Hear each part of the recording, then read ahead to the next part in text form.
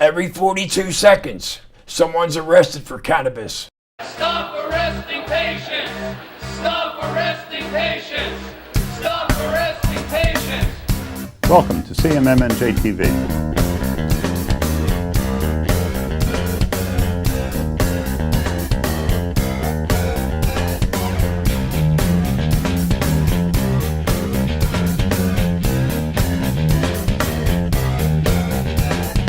Every 42 seconds, someone is arrested for marijuana. I'm Ken Walski, Executive Director of the Coalition for Medical Marijuana New Jersey. The mission of our organization is to educate the public about the benefits of marijuana. Marijuana is a safe, effective, and inexpensive therapeutic agent for a wide variety of diseases, symptoms, and conditions. No patient should suffer needlessly without it, and no patient should ever go to jail for following the advice of a doctor. Join us and learn more about the exciting science of medical marijuana. Welcome to CMMNJ TV. I'm Ken Walski, Executive Director of the Coalition for Medical Marijuana New Jersey. I'm here in the Princeton Community TV studios today with Bill Haney, an activist for marijuana from Philadelphia. Thank you so much for coming today, Bill. Thank you for having me. So tell me about yourself, Bill. I'm 64 years old. I was born in Philadelphia, Pennsylvania in 1952. And I'm a son of a mother who has epilepsy and a father who was diagnosed as paranoid schizophrenia. Back then, it was a very good possibility it was PTSD. And under today's standards, I mean, what they called it back then was shell shock. And it sounded to me like, let's not pay any mind, let's not work with it, let's not deal with this. We'll just chalk it up as shell shock, like it'll go away. Yeah, so it sounds like you had a rough childhood. Pretty much, yes. Yeah. Now, was your father available to you? No, he was in and out of my life most of my life. And it made it difficult for me when I was growing up because I would try to get next to him. And for whatever reason, it always seemed like he was trying to manipulate the situation to take advantage. I did not know that he was trying to exist. Yeah, schizophrenia is a very difficult condition for people to live with, and it's difficult for the family members to live with also. It's, I'm a nurse and I worked in psychiatric hospitals for about 10 years, so I'm very familiar with mental illness and how difficult it can be. And your mother had epilepsy, so yes, as a matter of fact, she did. Yeah. And your mom wrote this book called From Caesar to Me, The Falling Sickness. Yes, as a matter of fact, she wrote that in 1975 to raise awareness for epilepsy. And for whatever reason, when the publishing company took her on the signings and TV appearances for the book tour, she ended up questioning and challenging the contract because it ended up where there was a breach of contract. Oh. And mainly because of the fact of they did not know how to market her condition. They were trying to market the book as a self-help book. And the book was more motivational than self-help. Yeah. You know what I mean? And she describes in here some of her early experiences in grammar school Oh where for example, the Catholic grammar schools, the nuns were almost abusive to her. Yes, they were. As a matter of fact, the nuns asked the other classmates to shun her. How about that? Not only that, but they also, when she would have a seizure, they were sprinkling her with holy water. Yeah. Thinking that she was possessed. Right. You know what I mean? And I remember distinctly one incident when my father was getting ready to go to Coatesville Administration Hospital, and we had like a family conference. So I was like 5, maybe 5.5, and I was designated the man of the house because he was going into the hospital. Oh, how about that? Are you an only child, Bill? No, as a matter of fact, I have a younger brother. A younger brother. And my mother, in order for us to get around, we always relied on public transportation because Mom wasn't allowed to drive because of her condition. Sure. You know what I mean? She had drop grand mal seizures all the time. And I distinctly remember me and my brother, we were food shopping, and we came outside, and she had one of those little metal carts that you wheel with the bags in it. She had a seizure right there outside the supermarket. And I'm standing there and I'm going, oh my God, and I'm watching her head pounding off the concrete like a basketball, and feeling powerless but not helpless.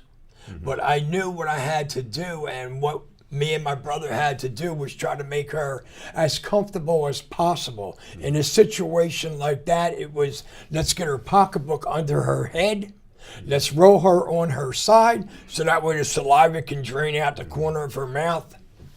And while we were waiting for the convulsions and the seizure to run its course, adults were starting to come towards us because they wanted to try to control the situation, like they knew what to do. And they all wanted to stick something in her mouth to try to stop her from swallowing her tongue, which is an old wives' tale. So me and my brother trying to back these people off so that we can move forward was challenging in itself. Sure.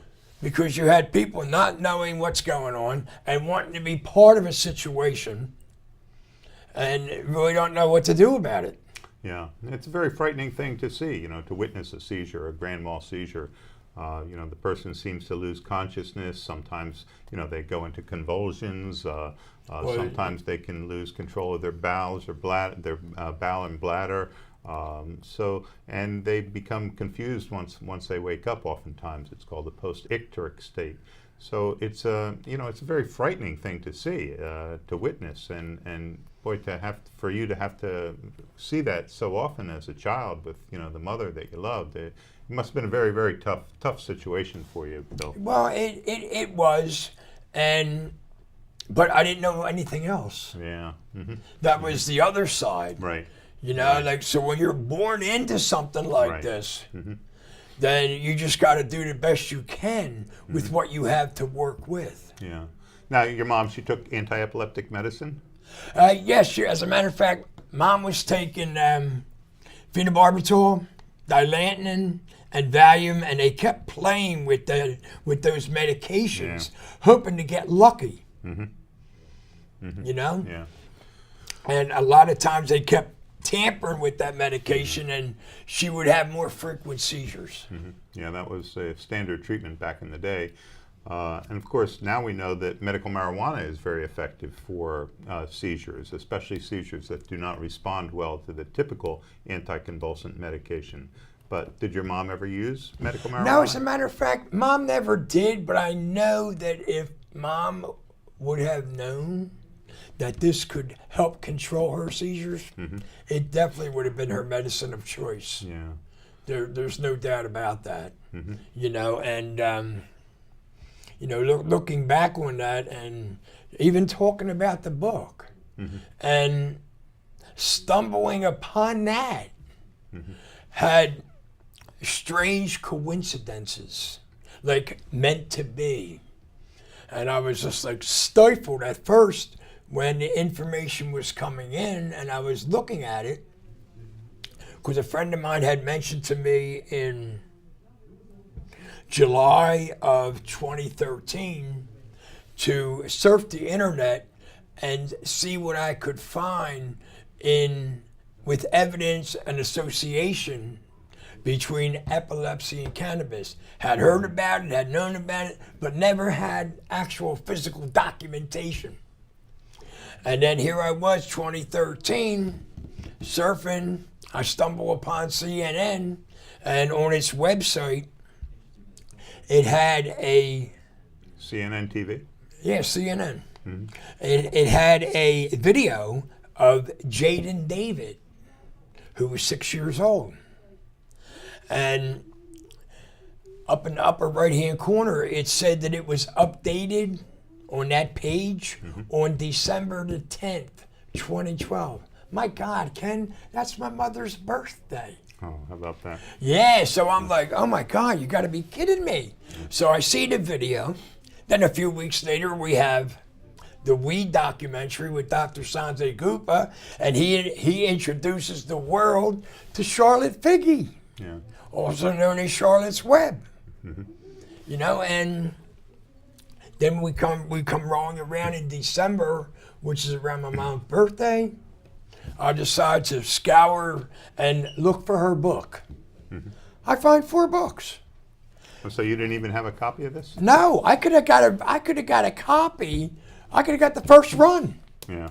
I didn't get it because of my participation growing up, and it was just, you know what I mean? Even like when I read this, and I just read this about a month ago. Huh. And the reason I didn't read it is because I didn't want to stir that emotional pot. Yeah. You know what I mean? But then after reading it, then I found myself acting out on the feelings and not knowing that. You know? Yeah. And I was like, wow.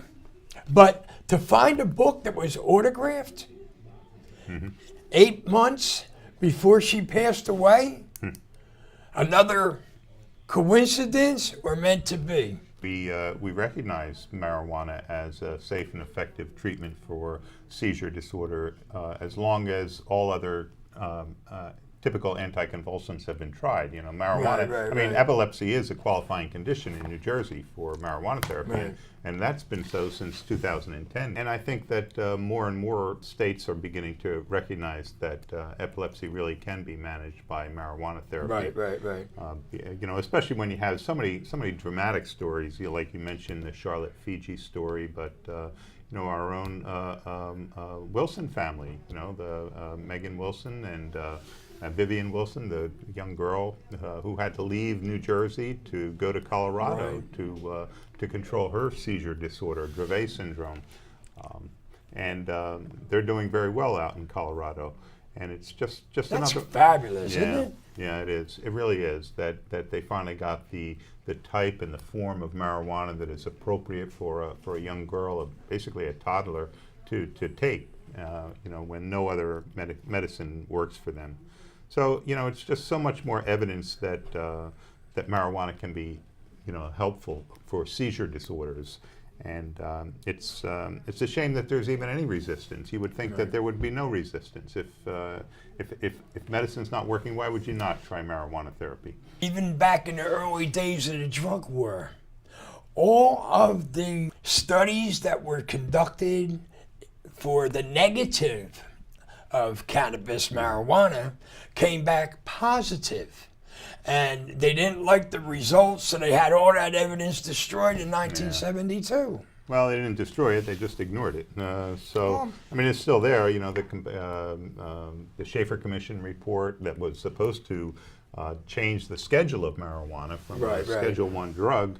It was only put in Schedule I drug temporarily, supposedly, in 1970 when the Controlled Substances Act, until the results of those studies were done. And then in 1972, those studies were done by Governor Schaefer and his commission, and they said marijuana should be descheduled completely. But now it's still a Schedule I drug, even today, 46 years later. Of course, a Schedule I drug means that marijuana has no accepted medical uses in the United States. Is that hypocrisy? And it's unsafe for use, even under medical supervision.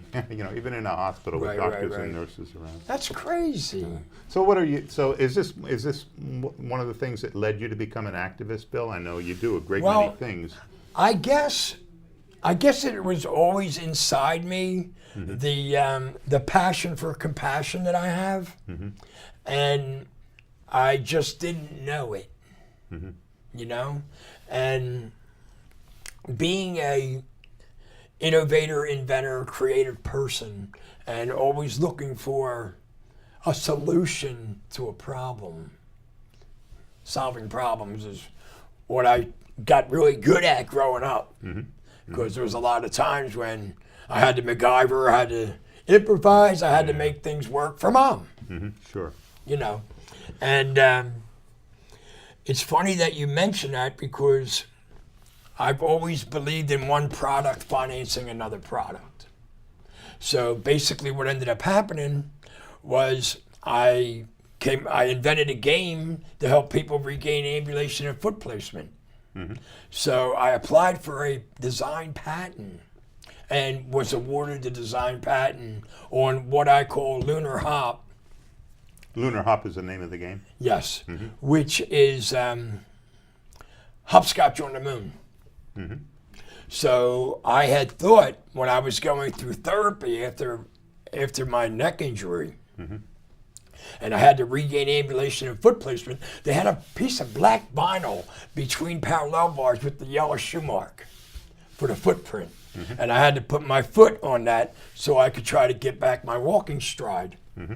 And I'm standing there and I'm looking and I'm thinking to myself, wow, wouldn't it be cool if we could walk on the moon? Everybody wants to walk on the moon. You know what I mean? This is only a couple years after we supposedly landed on the moon. Whether we did or did not, it doesn't matter. There are millions of people out here who believe that we did. Yeah, I'm one of them. You know what I mean? And I mean, I watched it. Yeah. I watched it on TV. You know, one small step for mankind, one giant step for mankind. Goes You back know, to 1960 one small step for man. Yeah. 1969, if I remember correct. So I invent the game, and I'm trying to figure out how I can get this into other playgrounds because I had heard that they were going to put a special needs playground in Ben Salem Township, and Kiwanis International was behind it. So I lobbied. I went to the breakfast meetings. I talked about it. I discussed it because I thought how every playground has some form of jumping apparatus type of involvement in the playground. I thought, how cool would it be to be able to have this in there? So anyway, it ended up being 25 feet by 25 feet. I put the universe around the moon, which was 16 foot in diameter.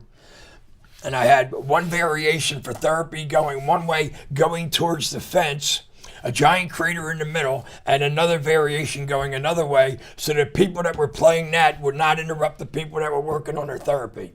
Well, interesting. And the reason I had it going towards the fence is because as you would walk on the moon and position your feet with the craters for the walking stride, you would hear people from a distance that would help motivate you to propel you to move further. So 2001, I'm sitting there and I was like, so I came up with these t-shirts that said, in case of medical necessity. And it had like a alarm box Right. with a marijuana cigarette going across the front of it with a false back, and you could boop, boop, boop, break the glass to get it. I have one of those t-shirts. Right, you do, yes you do. So what ended up happening, Ken, was May 14th of 2001, they turn around and they say no to cultivation out in California for medical marijuana. So now I'm thinking, and I just went into print with these shirts a week before that. Anyway, so now I end up with going through the summer, and sales are slow.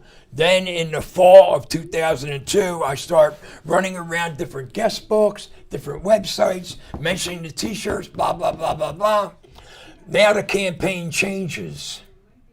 Now, I go to this one website, it says 420 Warehouse. I go to the 420 Warehouse, and there's a banner ad with a woman in pigtails. The woman in pigtails happens to be Renee Bourget. Who's Renee Bourget? I didn't know until I looked. I went to the site. She was asking for financial funding because she didn't want to be deported back here to the United States because she was living in British Columbia, Canada at the time. She was involved with Peter McWilliams and Todd McCormick in Bel Air because Peter McWilliams was trying to go for different strands for different ailments. So anyway, she runs to British Columbia, Canada. So then I'm sitting there thinking, well, now I changed the campaign to medical freedom. Okay. So I decide that a percentage of t-shirt sales was going to go towards Renee Bourget's campaign for medical freedom so she could stay in British Columbia, Canada. Unfortunately, as it was, Renee was telling me places where I could go to try to move the t-shirts, but she was reluctant on wanting to wear one. And basically, that's what I needed in order to generate the funding to be able to move forward with that. Yeah. So anyway, they were clever T-shirts, and that you made that at your company called Universal Arts, and you also put out these flags, the American flag with the stars in a different configuration than what we're used to. The stars are in a symbolic marijuana leaf. So this is one of your products. Yes. And you sell these at Universal Arts? Can people buy Yes, these? I do. People can buy these? Yes, they go to medicalfreedom.com. That's the website. Medical-freedom.com? Yes. Uh-huh. And And each flag comes with a document letting you know how and when the states became legal, kind of like Betsy Ross' flag Declaration of Medical Independence. Right. And now that Pennsylvania, we're waiting for the governor to sign the bill for hemp. I'm looking forward to having the flag made out of hemp. I think he signed that bill for hemp. I think hemp is legal now in Pennsylvania. So then someone was telling me about the flag, and they were like, you're dishonoring the American flag. I said, excuse me. I said, I love the USA flag. You know, the one with the 50 stars representing the 50 states. I love that flag. I said, this flag is called the State of Compassion. Mm-hmm. This flag represents the medical marijuana states that are legal and that have become legal through democracy. Mm-hmm. And the red and white striping, to me, it means the 20th century volunteered first caregiver, which was the candy striper. That's what the red and white striping means to me. Mm-hmm. And then, of course, the outline of the leaf represents the purity of the plant. The stars represent the states that are legal. And, of course, the blue field represents the union. What we're looking at doing is adding my take to the book on what it was like for me growing up with my parents, along with the cannabis connection with epilepsy. Do you have a projected publication date for this book? Well, yes, the projected publication date is the 28th of July. The new name of the book is Epilepsy, The Falling Sickness, from Caesar to Me. The website will be thefallingsickness.com. Great. Well, we'll look forward to it. Now, so what kind of activities are you planning to keep active and to educate? What I've been doing, Ken, I've been maintaining the podcast every Thursday in Trenton. Okay, at the State House in Trenton, New Jersey. That's I've been doing CMMNJ that. podcast Yes. Every Thursday from 10 a.m. to 2 p.m. 11 maybe. 11 to 2, 11 right. to 2 p.m. Sometimes it rolls over a little later. You Yeah. know, it depends on how generous they feel at the time on whether or not they want to extend us more time. Sativa Cross and CMMNJ put together a podcast from the steps of the State House, and they talk about issues that have to do with current event issues related to marijuana reform. So that's very exciting. So you're involved with that now. You're involved with the podcast, and what else? Well, I mean, what I've done in the past. I mean, I remember taking the bus ride 3 years ago in June when we went up to Washington, D.C. Yeah. You know, to lobby Congress to vote on the House bill to leave the medical marijuana states alone. So that was part of the Silver Tour. The Silver Tour? Yes. Absolutely. Yeah, I was on that tour. In We met in candlelight vigils. Oh yeah, candlelight vigils. And what was interesting about the candlelight vigils, Ken, as I look back on it today, I'm promoting candlelight vigils for deceased patients, right? Not knowing that I'm also doing this for my parents. Well, sure. For Psychologically, didn't know it. Yeah. Didn't see it coming. Yeah. And so was that the candlelight vigil in Philadelphia? There've been a number of candlelight vigils. What was interesting about that, the last candlelight vigil that I participated in Philadelphia was, and this is ironic, March the 5th, 2012. In 2004, March the 5th, Philly Normal, myself, Universal Arts Inc., and a few others got together to do a candlelight vigil coast to coast for deceased patients. And back then, in 2004, Pennsylvania wasn't on board to be a medical marijuana state like it was on March the 5th, 2012, which happens to be, I believe it's the death of Raymond Schaefer, whose name was on the bill. Right, yeah. From March the 5th for 2012. Schaefer Commission, sure. But, like doing the candlelight vigils have been symbolic, have been interesting, and have been very, very simple. And the reason it was simple, Ken, is because if you were in another state, then you could participate. Right. And now these were put together to honor Cheryl Miller originally. Yes, we've done quite a Cheryl few Miller, for yeah, Cheryl. from, We've done quite a few. The wife of the co-founder of the Coalition for Medical Marijuana in New Jersey, Jim Miller, and her activism. She's probably the first lady of medical marijuana in New Jersey, Cheryl Miller. So, of course, because I heard it, New Jersey has a state bill. Yeah, absolutely. It should have been named after her, really. But anyway, so you're going to continue your work in New Jersey and Pennsylvania, and we want to wish you a great deal of success in your future endeavors with Universal Arts, with the new edition of your mom's book, Bill, and with the products you're putting out. You're just a wonderful activist, and thank you so much for coming to Princeton Community TV studio, Bill, and talking about it with us. Thank you. For more information about the Coalition for Medical Marijuana in New Jersey, join us at our free public meetings on the second Tuesday of every month at the Lawrence Township Library in Mercer County, New Jersey, from 7 to 9 p.m. Snacks are served and all are welcome. Remember, every 42 seconds, someone is arrested for marijuana. Every 42 seconds, someone is arrested for marijuana. Every 42 seconds, someone is arrested for marijuana. Every 42 seconds, someone's arrested for marijuana. For marijuana. For marijuana. For marijuana. For marijuana. Cada 42 segundos está uno arrestado por marihuana. Every 42 seconds, somebody is arrested for. Chaque 42 secondes, il y a arrêté un monde pour marijuana. Every 42 seconds, someone is arrested for marijuana. Every 42 seconds, someone is arrested for marijuana. Every 42 seconds, someone is arrested for marijuana. It could be you.